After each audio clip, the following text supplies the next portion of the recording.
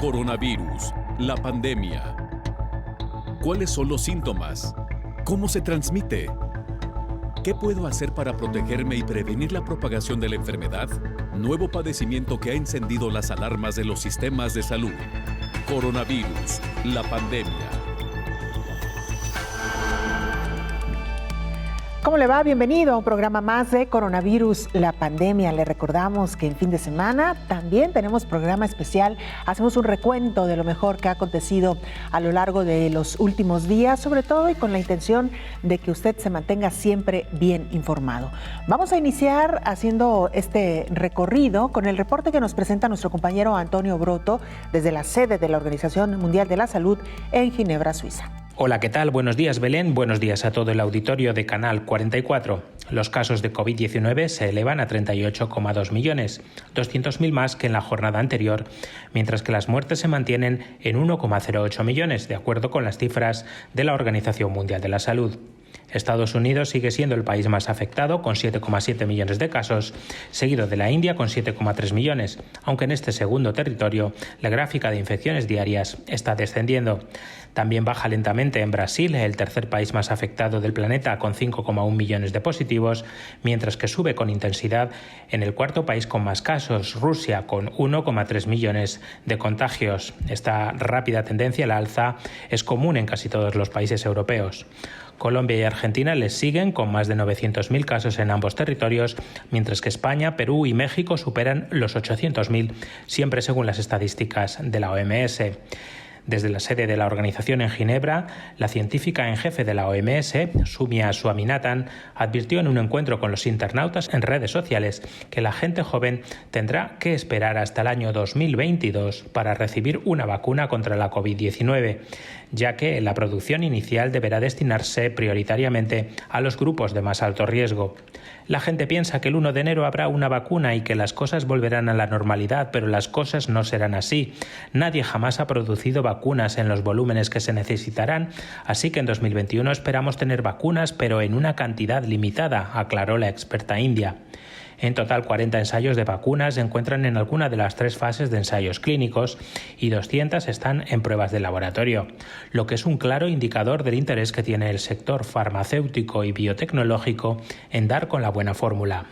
Reportó desde Ginebra Antonio Broto para el programa Coronavirus, la pandemia. Un informe de la Organización Panamericana de la Salud advierte sobre las grandes desigualdades en las Américas que ante la llegada del nuevo virus, la atención a la salud de grupos de riesgo debería continuar.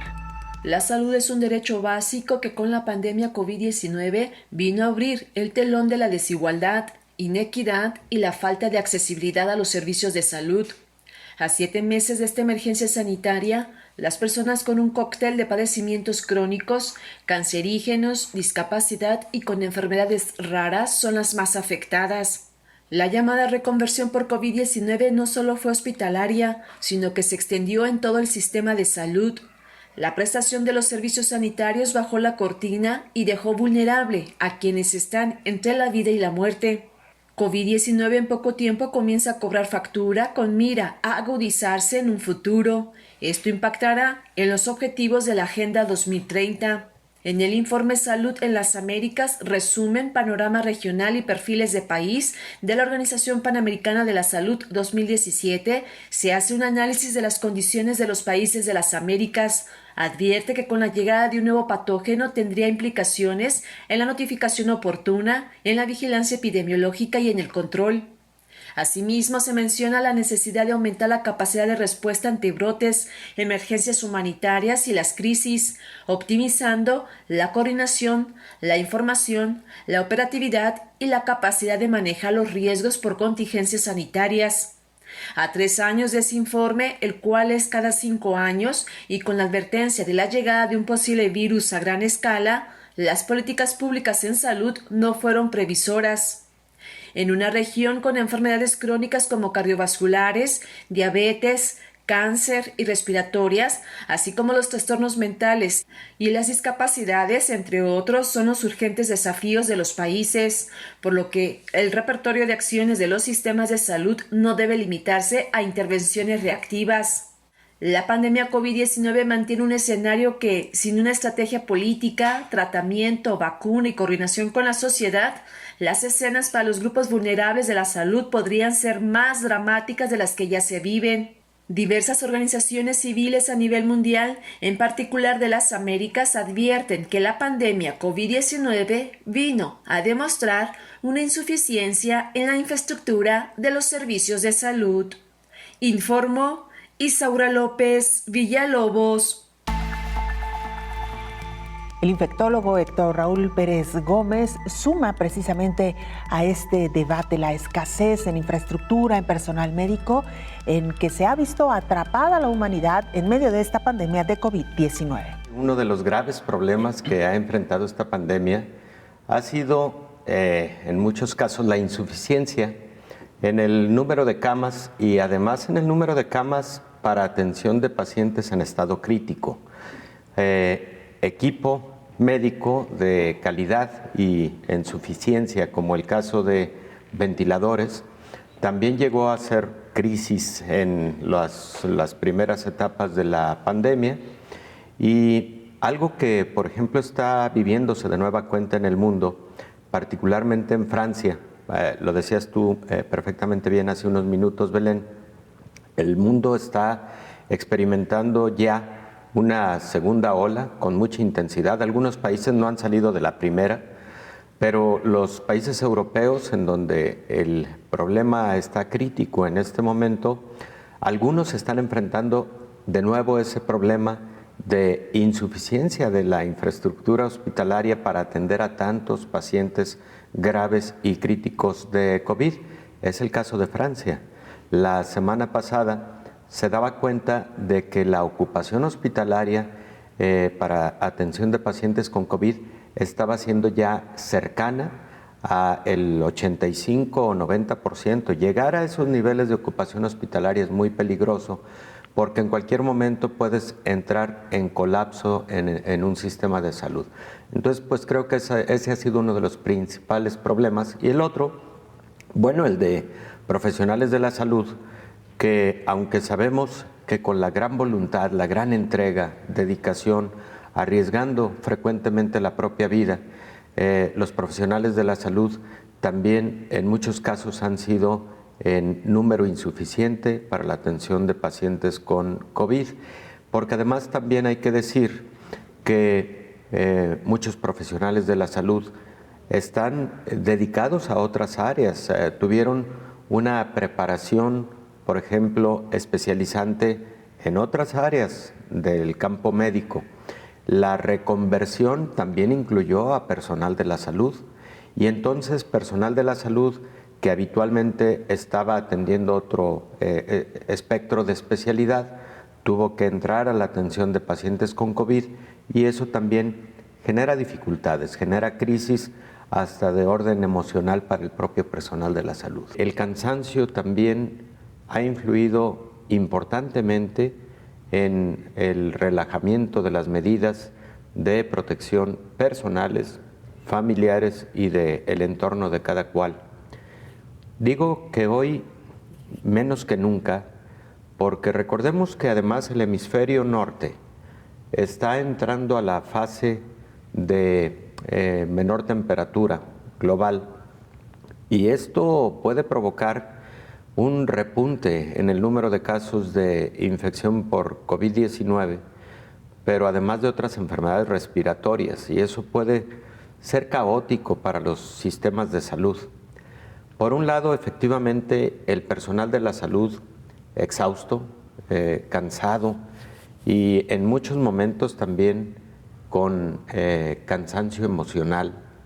En otros momentos, ¿por qué no decirlo?, con un poco de desilusión ante situaciones comunitarias que no ayudan a contener y por ende generan afluencia de muchas personas, de muchos pacientes a los hospitales. Entonces, todo eso va sumando a una situación que no ayuda para la contención de la pandemia. No debemos cansarnos en el llamado a la población para que sigamos por esa ruta de la protección personal. Recordemos que las vacunas no están en este momento en los sitios ya para su aplicación. Las vacunas van a tardar todavía algunos meses. Algunas de ellas están con un poco de adelanto, pero no mucho con respecto a las otras. La estimación es que sean apenas los primeros meses del 2021 cuando se tengan a disposición. Es decir, que nos faltan 3 meses y en 3 meses pueden ocurrir muchas cosas, incluyendo un repunte grandísimo de casos, por lo que acabamos de comentar. Número 2, los medicamentos. Acaba de aparecer ya la publicación final en el New England Journal of Medicine la semana pasada del uso de Remdesivir, el único fármaco que por ahora ha mostrado un suficiente beneficio en pacientes graves hospitalizados para su utilización por vía endovenosa, que conjuntamente con dexametasona podría ser de gran utilidad para pacientes críticos. Pero no tenemos un fármaco que se pueda comprar en la farmacia de la esquina que nos resulte de utilidad para COVID-19, un antiviral que, como fue el caso para influenza, el oseltamivir es extraordinario fármaco. No, eso no lo tenemos todavía para COVID-19. Entonces lo que tenemos es esfuerzo, lo que tenemos es dedicación, lo que tenemos es una disciplina que debemos seguir adoptando para evitar que esto siga creciendo y que como consecuencia de lo anterior los sistemas de salud se vean rebasados, que es precisamente el motivo de la charla el día de hoy. Hay que recordar que algunos países, sobre todo de América Latina, identificados por la Organización para la Cooperación y el Desarrollo Económico, tienen un número muy pobre de camas de hospital por 1,000 habitantes. Este es un indicador muy importante, Belén. Mientras que países como Japón o países como Singapur o como Corea del Sur tienen por arriba de 12 camas por 1,000 habitantes, camas de hospital, países de América Latina, incluido México, tienen alrededor de 1.6 camas promedio por 1,000 habitantes. Eso de suyo ya va representando un déficit significativo, pero además recordemos lo siguiente: las demás patologías, las de siempre, no van a, digamos, guardarse para que se siga atendiendo exclusivamente COVID-19. Las patologías de siempre ahí están y están requiriendo atención de todos los sistemas de salud. Estamos hablando de diabetes, hipertensión, las complicaciones de la obesidad, que también en reportes conocidos como At Glance in Health de la Organización Mundial de la Salud, de la Organización para la Cooperación y el Desarrollo Económico, compara a diferentes países y encuentra que países de América Latina tienen serios problemas de salud pública, como el caso de diabetes. Entonces, tú conjuntas escaso número de camas por 1,000 habitantes, conjuntas las patologías que son prevalentes en estas regiones y analizas lo que está ocurriendo en estos momentos críticos de pandemia, y entonces sí estás frente a un serio problema de mantenimiento de tu sistema de salud en condiciones óptimas para brindar atención oportuna, de calidad y de alta seguridad a tu población. Vamos a nuestra primera pausa, regresamos con mucho más después del corte.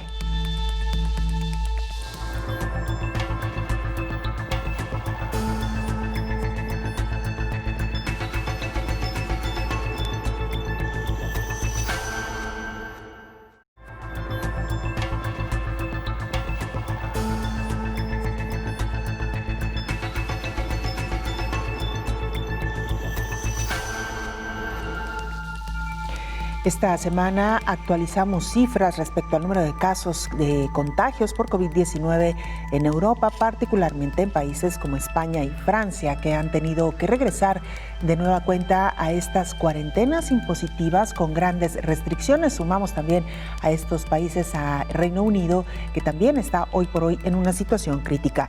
El infectólogo Héctor Raúl Pérez Gómez describe el panorama actual de estos países europeos como una segunda ola por COVID-19, una segunda ola que está llegando con mayor intensidad. El caso de España es posiblemente equivalente a la primera ola epidémica de COVID-19, pero pareciera que está circunscrito más a ciertas regiones, sobre todo de áreas altamente metropolizadas, como el caso de Madrid, por supuesto. Pero de cualquier manera están en una situación crítica de nueva cuenta en España. Y aquí hay que sumar un ingrediente, Belén. La primera ola dejó exhausta la economía de esos países.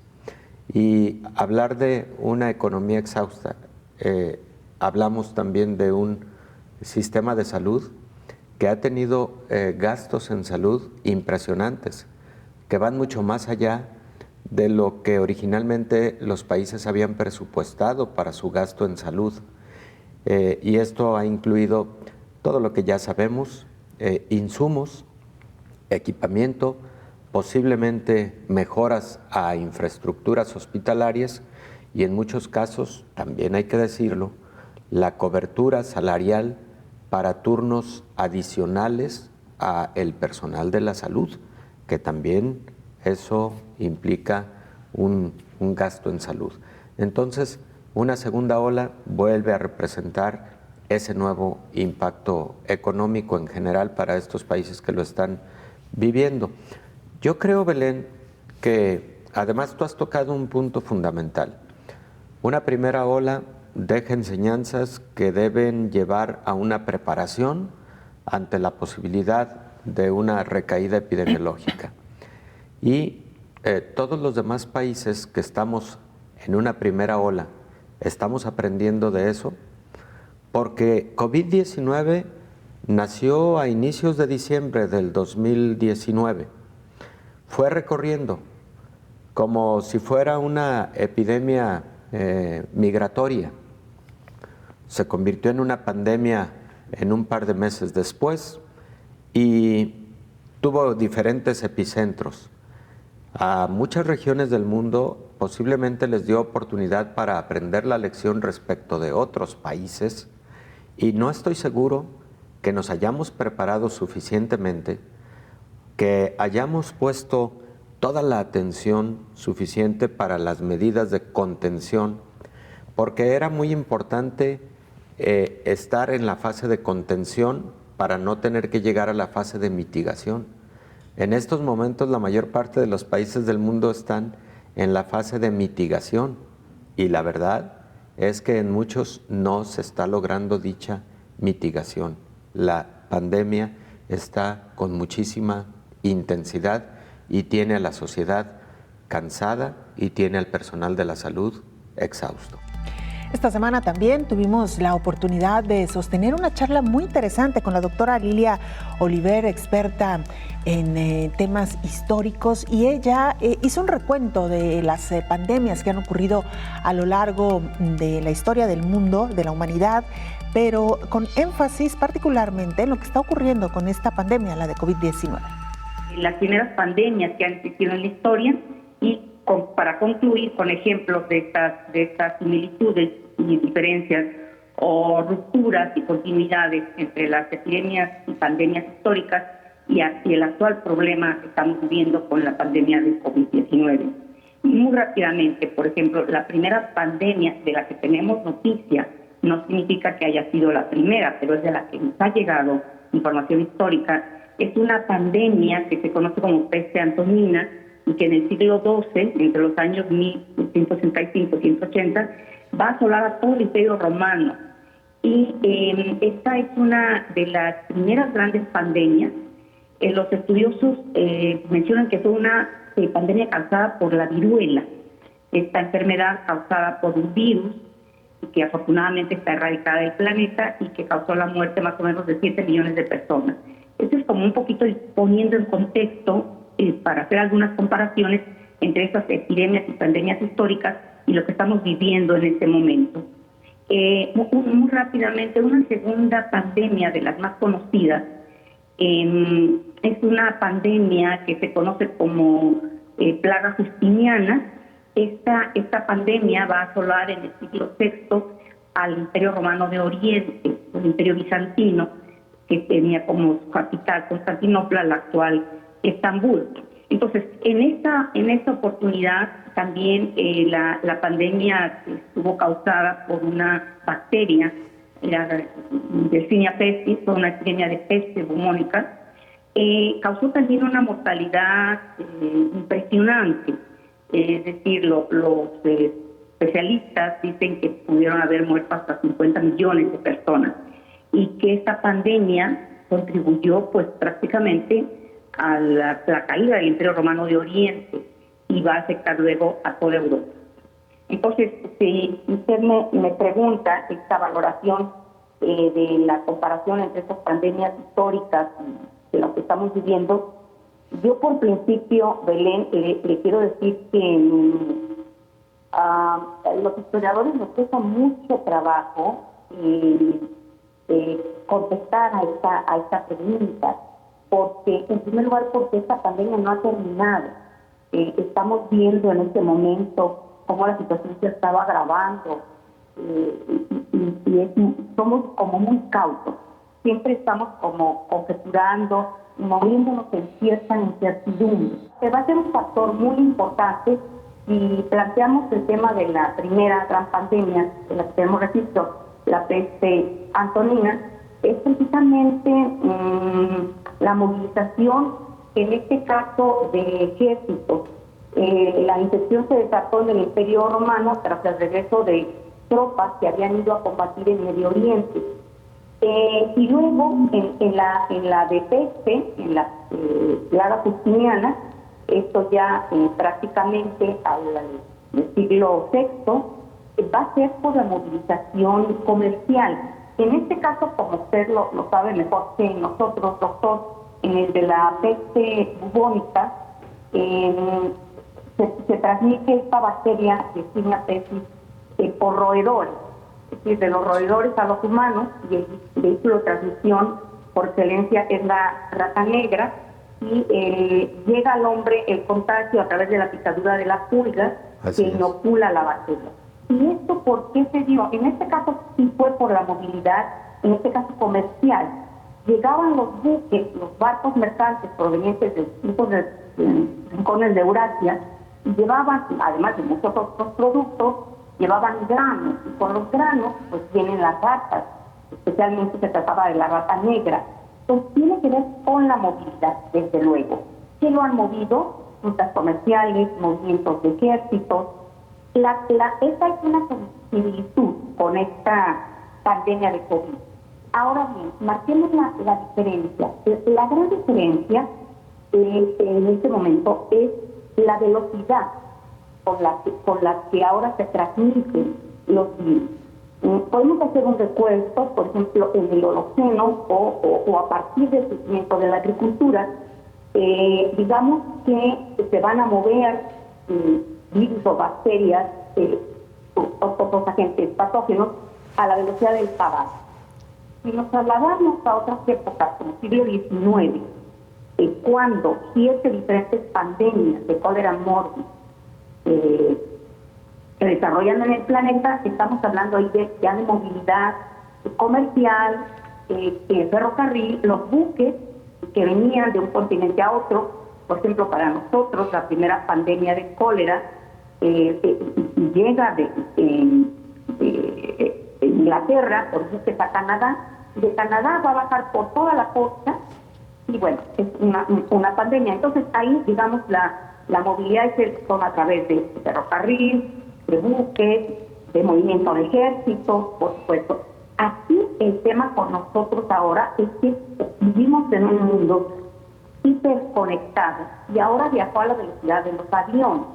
Por eso, en los primeros 2 meses, se dispersa de una manera impresionante, como ya todo el mundo lo sabemos y lo conocemos. Pero digamos, ahí podemos hacer esa comparación, siempre va a ser la movilidad, pero también la gran diferencia de la gravedad que estamos viviendo en este momento, porque eso ha permitido justamente que se disperse de una manera tan impresionante esta enfermedad. En Tailandia, nuestro compañero Noel Caballero, corresponsal de la agencia EFE, nos presenta el siguiente reporte. Hola, ¿qué tal? Buenos días, Belén. Buenos días a todo el auditorio de Canal 44. Tailandia informó este miércoles de 9 casos confirmados con la COVID-19. Todos ellos corresponden a personas procedentes del exterior, concretamente 3 extranjeros provenientes de India y Emiratos y 6 tailandeses que regresan de Japón, Sudán del Sur y Emiratos. Con estos nuevos datos, el país asiático, la primera nación en detectar el virus fuera de China, acumula 3.652 infectados desde el inicio de la pandemia, incluidos 59 fallecidos.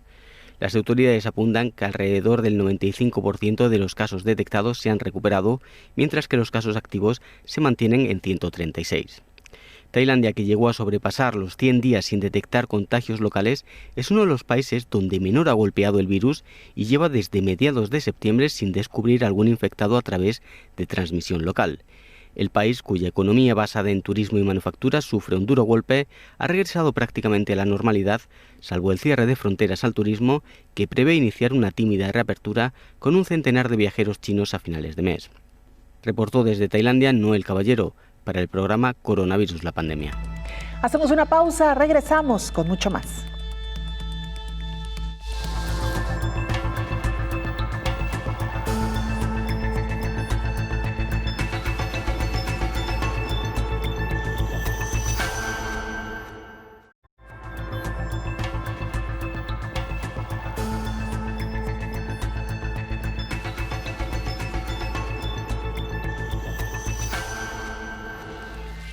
Vamos ahora a Canadá. Ahí se encuentra nuestra compañera Silvia Méndez, periodista independiente radicada en Toronto. Silvia, escuchamos tu información. Adelante.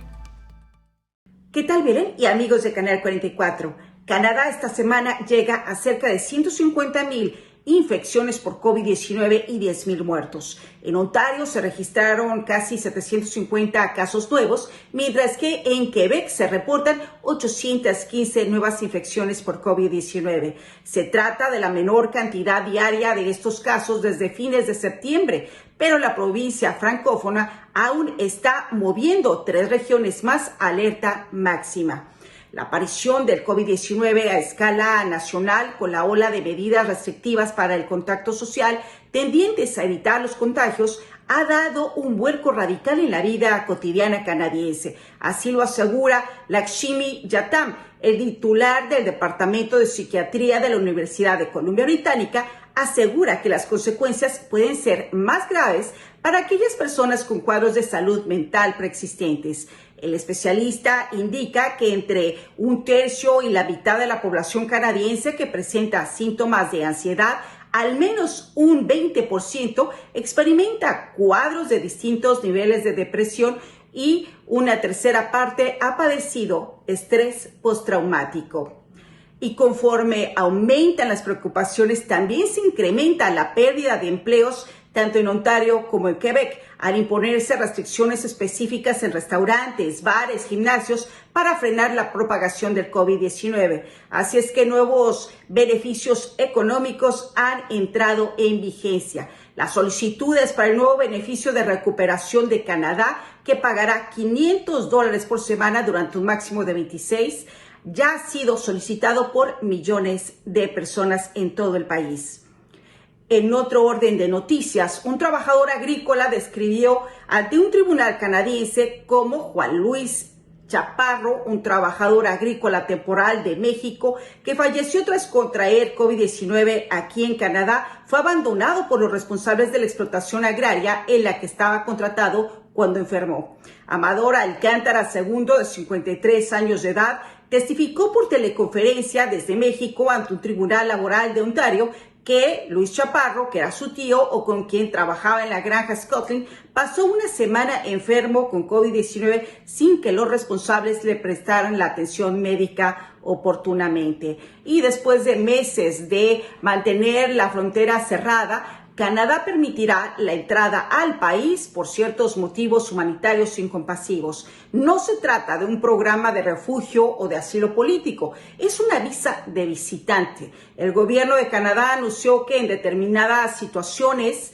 es imperativo permitir la entrada de algunos extranjeros que vengan a tender una mano a personas residentes en el país. La solicitud de entrada puede ser hecha por personas que necesitan estar presentes durante los últimos momentos de la vida de un ser querido, por ejemplo.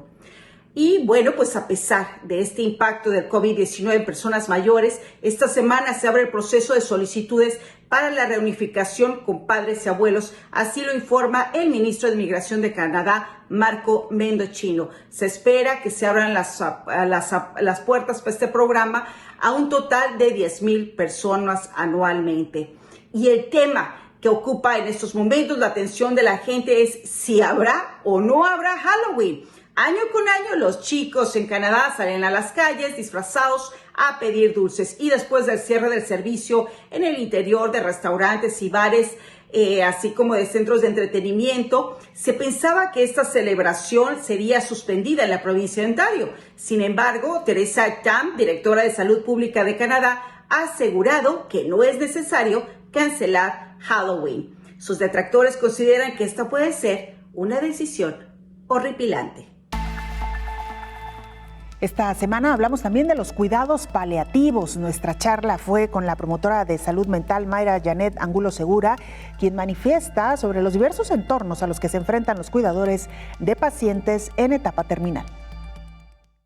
En algunos hospitales se les da capacitación a los cuidadores antes de irse a su casa, conforme a los cuidados, a la asistencia que tienen que tener con la persona, a la medicación que le deben de estar dando, las dosis adecuadas. Por ejemplo, hablabas de Clínica del Dolor, ellos te dan las dosis adecuadas para que se las suministres y ahí mismo te capacitan para que, de hecho, si les colocan la bombita, puedan las personas, los familiares, hacerlo en casa. Además, ahorita están presentando signos y síntomas los cuidadores porque se sienten más abrumados, se sienten solos, aislados, que nadie los acompaña. También tienen trastornos del sueño, de la alimentación, presentan cansancio crónico y todo eso también nosotros en el Instituto Jalisciense de Salud Mental en Salme estamos apoyando con las líneas telefónicas, con las unidades a que asistan a nuestros centros para darles la orientación y el apoyo emocional que ellos necesitan en estos momentos. ¿Qué?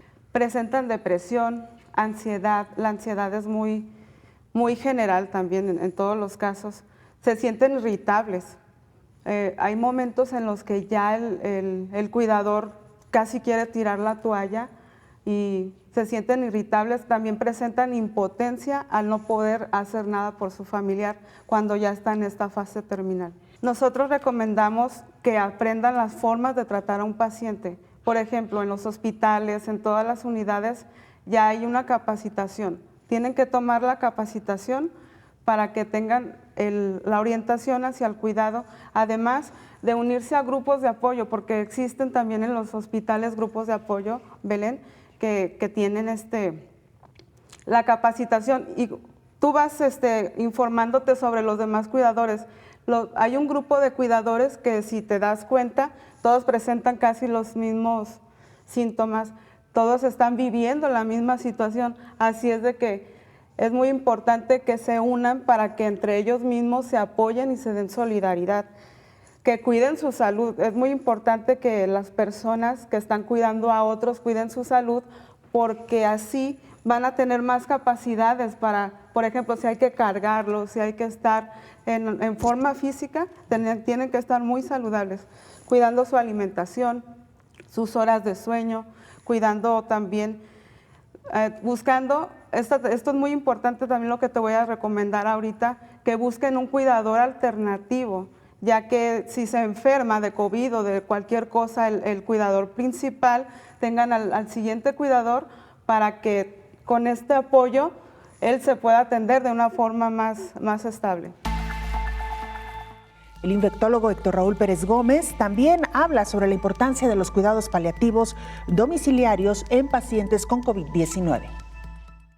Los pacientes con COVID y su familia sufren de mucho impacto psicológico y además de lo anterior, tienen un impacto a su esfera física que requiere frecuentemente no solo la terapéutica de medicamentos para reducir el proceso inflamatorio severo que caracteriza a COVID-19. Estos pacientes y su familia, su entorno, requieren de estrategias de soporte de tipo psicológico, emocional, y ahí los cuidados paliativos juegan un rol fundamental. Pero también los cuidados paliativos frecuentemente nos brindan estrategias para mitigación del dolor, por ejemplo, situación importante que se presenta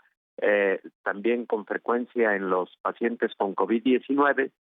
¿Y qué decir de los pacientes que teniendo enfermedades crónico-degenerativas como diabetes, hipertensión, enfermedades cardiovasculares, cáncer, importantísimo, cáncer, o infección por VIH, enfermedades autoinmunes como artritis reumatoide, etcétera, son enfermedades que de igual manera pueden agravarse en presencia de COVID-19 y estos pacientes pueden requerir de cuidados paliativos por la cronicidad que ha tenido su enfermedad y por el impacto, insisto, a la esfera psicológica, cognitiva, a la esfera del dolor que frecuentemente está afectada, y ahí es donde los expertos en cuidados paliativos ayudan mucho a la atención del paciente con COVID-19 de manera integral. Se estima que alrededor del 30% de pacientes con COVID-19 que tienen permanencia en su domicilio son pacientes que pueden requerir cuidados paliativos, y se estima que hasta el 45% de los pacientes hospitalizados los habrán de requerir, no solamente durante la fase aguda, sino durante también la fase que conocemos como fase de post-COVID.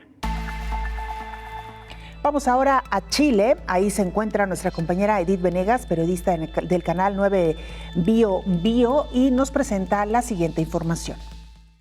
¿Cómo están? Un gusto saludarles con las últimas informaciones del avance del COVID-19 en nuestro país. En Chile la situación ha comenzado a descender en cuanto a las cifras, a los números de los nuevos casos registrados día a día. El último reporte informa de 1089 casos que se registraron en las últimas 24 horas, una de las cifras más bajas en las últimas semanas. El número de fallecidos también ha ido descendiendo, pero lamentablemente todos los días se tienen registro de nuevas personas que fallecen por COVID-19 en nuestro país. De acuerdo al último reporte, fueron 19 las personas que se sumaron, siendo este el promedio aproximado en los últimos 5 días, por lo menos en las últimas semanas. El total de casos en Chile ya llega a 485.372 y el número de fallecidos a 13.415. Las autoridades están preocupadas principalmente en estos momentos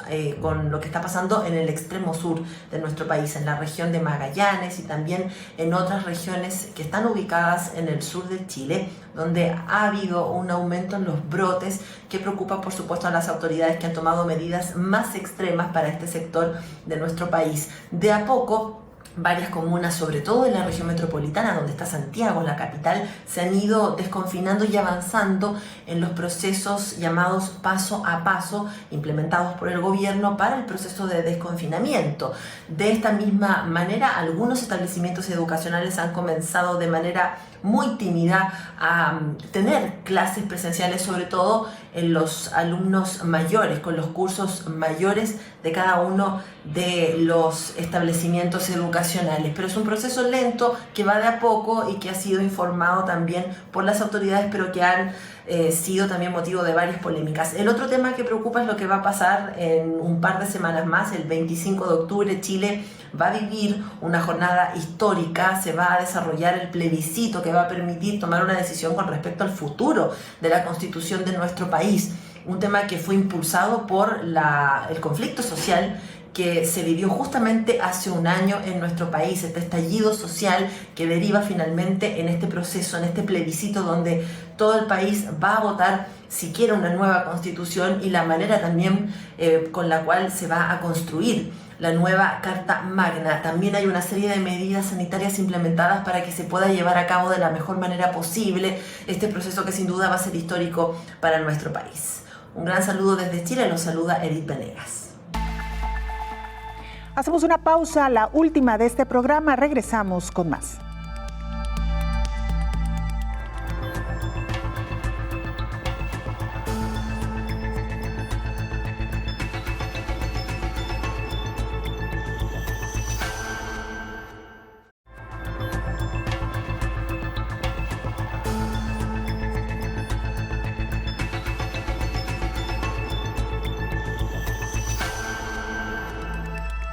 Esta semana también viajamos a Grecia. Lo hicimos de la mano de nuestra compañera Ingrid Hack, corresponsal de la agencia EFE, quien nos presentó la información más reciente de lo que está ocurriendo en este país en medio de la pandemia de COVID-19.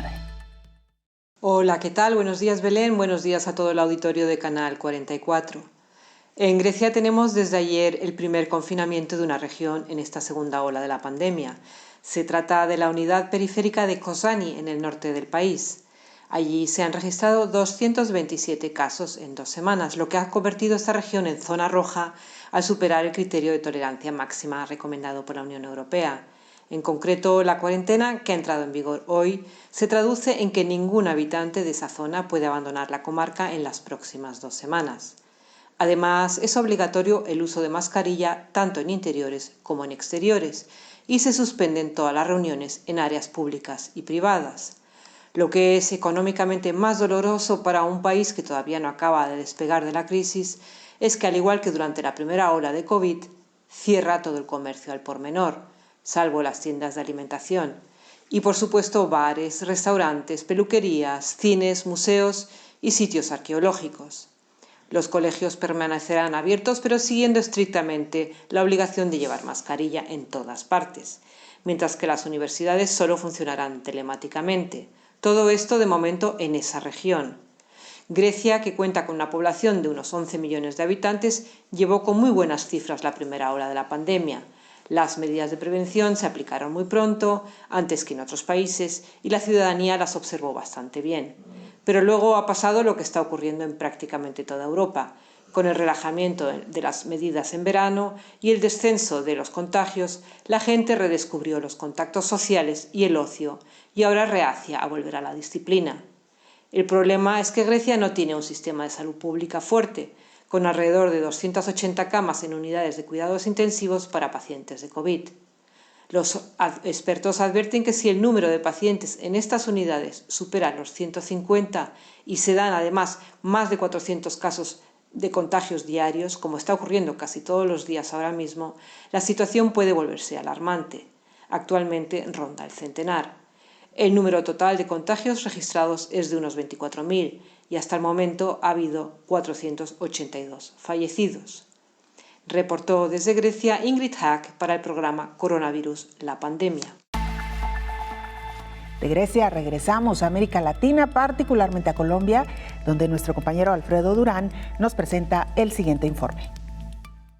Gracias, ¿qué tal? Un saludo muy especial desde Colombia, una semana más con más temas informativos en materia de COVID-19, en materia sanitaria, pero también cómo se mueve esta parte de Sudamérica en materia noticiosa e informativa. Iniciemos hablando del COVID-19 porque la cifra, ya llegamos aquí en Colombia a los 931.000 casos de COVID-19. El último boletín de las autoridades ha registrado más de 6.000 casos positivos Colombia actualmente tiene una cifra de 83.000 casos. La semana anterior hablábamos de una cifra de 70.000 casos, lo cual sigue aumentando, lo que preocupa a las autoridades en medio de toda esta situación que se vive en todas partes del mundo, en algunas partes donde ya se han iniciado los nuevos confinamientos y algunos cierres preventivos para evitar el COVID-19. Otro tema importante que sucedió esta semana aquí en materia noticiosa fue el tema de la vacuna de Johnson & Johnson, la cual quedó suspendida por una enfermedad inexplicable hasta el momento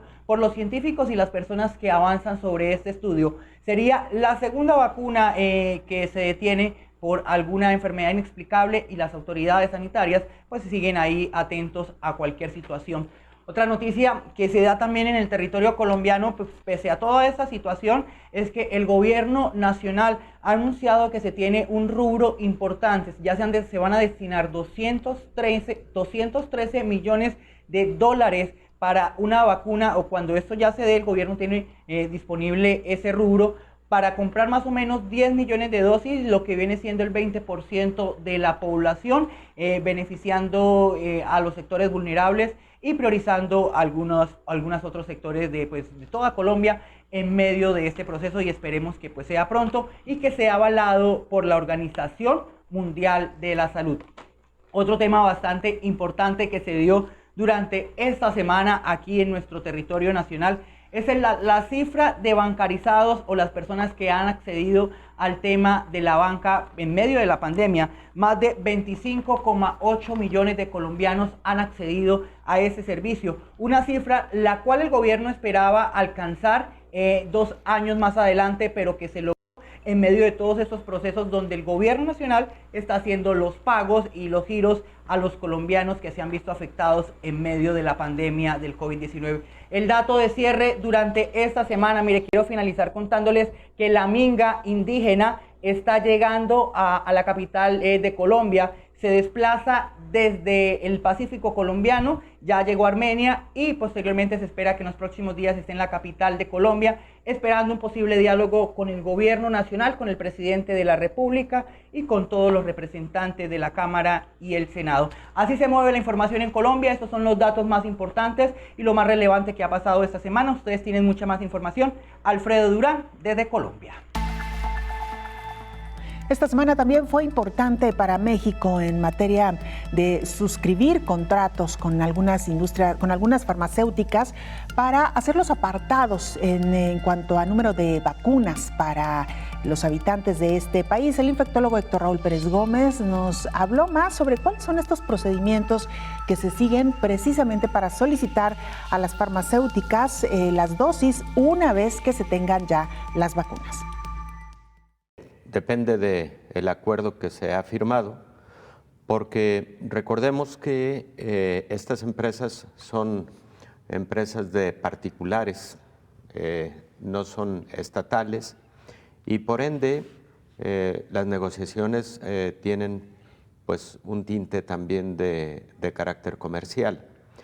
En este caso, algunos de los convenios, tengo entendido, han sido firmados en función de que se advierte van a ser vacunas exitosas en su momento y van a tener la aprobación de las agencias regulatorias internacionales y en este caso del país.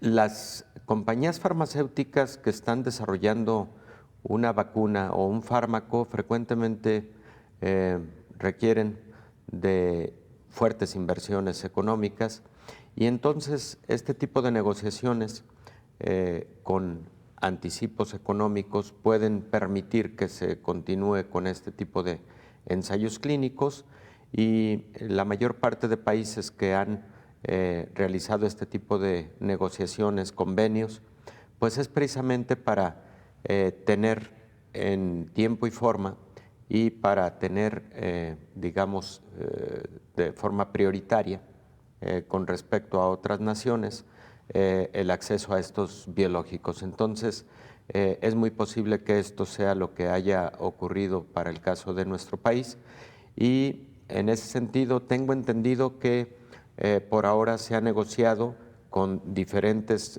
empresas incluidas Pfizer, incluidas empresas de China, incluida creo que de Sputnik de Rusia, alrededor de 80 millones de dosis, lo que le daría cobertura por el momento aproximadamente al 60% de la población mexicana, pero se advierte que van a seguir realizando convenios con propósitos de reunir un número mayor de dosis para dar cobertura universal prácticamente, ¿no? Y también se ha anunciado, Belén, lo que en la mesa habíamos comentado en diversos momentos, que seguramente van a ser etapas de acuerdo a la prioridad por grupos vulnerables.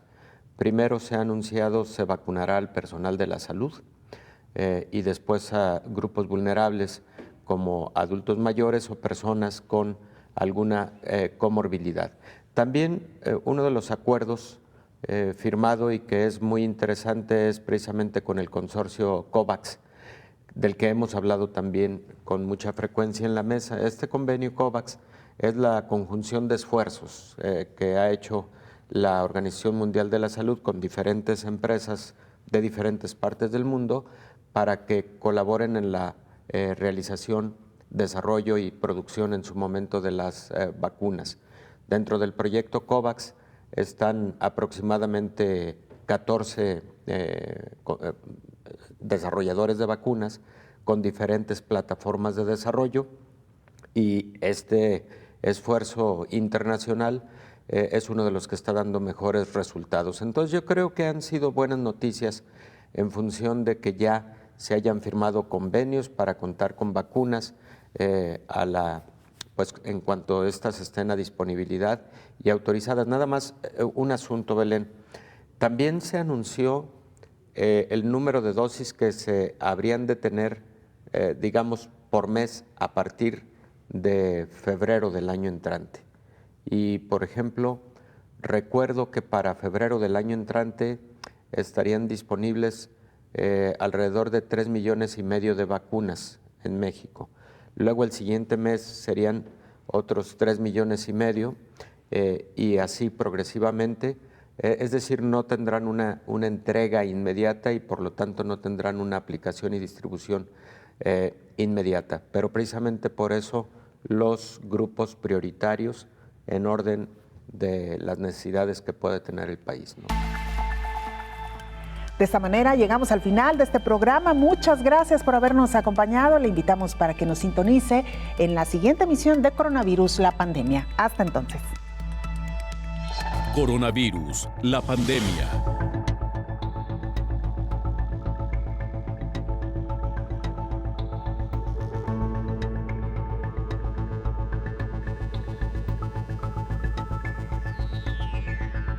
Coronavirus, la pandemia.